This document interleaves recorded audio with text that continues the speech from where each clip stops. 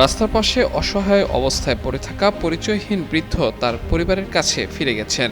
গণমাধ্যমে সংবাদ প্রকাশের পর স্বজনরা তার সন্ধান পেয়ে মাদারীপুর সদর হাসপাতালে ছুটে আসেন। পরে পরিচয় নিশ্চিত করে বুধবার তাকে পরিবারের সদস্যদের কাছে হস্তান্তর করা হয়। জানা যায়, প্রায় ৭০ বছর বয়সী ওই বৃদ্ধকে কয়েকদিন ধরে মাদারীপুর পৌরসভার পানিছত্র এলাকার লিগ্যাল এইড সংলগ্ন সড়কের পাশে অসহায় অবস্থায় পড়ে থাকতে দেখা যায়। বয়সের ভার ও অসুস্থতার কারণে তিনি ঠিকমতো হাঁটাচলা করতে পারছিলেন না। পথচারীরা খাবার ও পানি দিলেও তার পরিচয় জানা যাচ্ছিল না। পরে বাংলাদেশ রেড ক্রিসেন্ট সোসাইটির স্বেচ্ছাসেবক, স্থানীয় যুবক ও সংবাদকর্মীদের সহযোগিতায় তাকে উদ্ধার করে মাদারীপুর সদর হাসপাতালে ভর্তি করা হয়।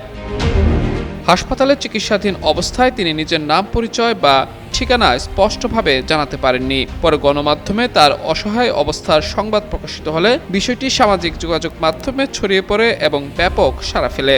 সংবাদ প্রকাশের পর বৃদ্ধের স্বজনরা তার সন্ধান পেয়ে মাদারীপুর সদর হাসপাতালে আসেন।